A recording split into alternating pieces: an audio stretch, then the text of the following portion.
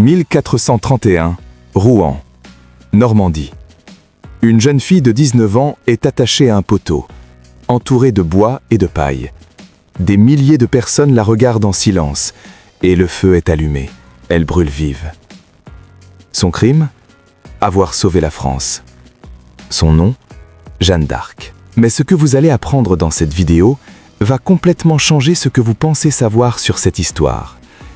Car derrière la légende de la Sainte Martyre se cache une vérité bien plus sombre, une vérité que l'Église et le pouvoir royal ont tout fait pour effacer. Restez jusqu'à la fin, car cette histoire va vous bouleverser. Pour comprendre Jeanne d'Arc, il faut comprendre la France du XVe siècle. Nous sommes en 1412. La France est en guerre depuis presque 80 ans contre l'Angleterre. C'est ce qu'on appelle la guerre de 100 ans. Une guerre interminable, épuisante, dévastatrice. Les Anglais occupent une grande partie du territoire français.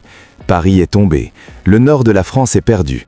Le roi Charles VII est un homme faible, indécis, incapable de reprendre le contrôle de son royaume.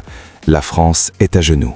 C'est dans ce contexte désespéré qu'une jeune fille de 17 ans frappe à la porte d'un capitaine militaire dans la ville de Vaucouleurs et dit ces mots : « Je dois voir le dauphin, car Dieu m'a ordonné de chasser les Anglais et de faire sacrer le roi. » Le capitaine la regarde, cette petite paysanne aux cheveux noirs, aux yeux vifs, et éclate de rire.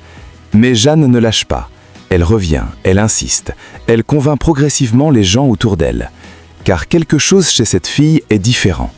Elle parle avec une conviction absolue, elle décrit des batailles avant qu'elles n'arrivent, elle connaît des informations que seul le roi peut savoir, et elle dégage une énergie, une force, qui trouble tous ceux qui l'approchent. Finalement, le capitaine accepte de l'escorter jusqu'au roi. Jeanne arrive à la cour de Charles VII à Chinon. Le roi tente de la piéger. Il se cache parmi ses courtisans. Il demande à un autre homme de se faire passer pour lui. Mais Jeanne, sans hésiter, va directement vers le vrai roi dans la foule et lui dit des choses que personne d'autre ne pouvait savoir. Charles VII est stupéfait. Cette fille est-elle vraiment envoyée par Dieu ? Les théologiens et les experts de l'époque examinent Jeanne pendant des semaines. Ils cherchent à détecter une imposture, une folie, une manipulation du diable. Mais ils ne trouvent rien. Jeanne est déclarée pure, sincère et potentiellement envoyée par une puissance divine. Charles VII prend alors une décision audacieuse. Il confie une armée à cette jeune fille de 17 ans, cette paysanne qui n'a jamais tenu une épée de sa vie, et lui demande de reprendre Orléans, la ville la plus stratégique de France, assiégée par les Anglais depuis des mois. Ce qui va se passer ensuite est l'un des épisodes les plus incroyables de toute l'histoire militaire. Jeanne arrive devant Orléans en avril 1429, revêtue d'une armure blanche, portant un étendard avec l'inscription « Jésus-Maria », et elle galvanise une armée complètement démoralisée. Les soldats qui voulaient fuir, qui ne croyaient plus en rien, la regardent, l'écoutent, et quelque chose change dans leurs yeux. En quelques jours seulement, ce que les généraux expérimentés n'avaient réussi en plusieurs mois, Jeanne le réussit. Orléans est libéré le 8 mai 1429. La France entière retient son souffle. Puis Jeanne continue. Elle remporte victoire après victoire. Elle chasse les Anglais d'une ville après l'autre. Elle accompagne Charles VII jusqu'à Reims et le 17 juillet 1429, elle se tient à côté de Charles VII pendant son sacre dans la cathédrale de Reims, les larmes aux yeux, son étendard à la main. Elle a accompli ce que Dieu lui avait demandé.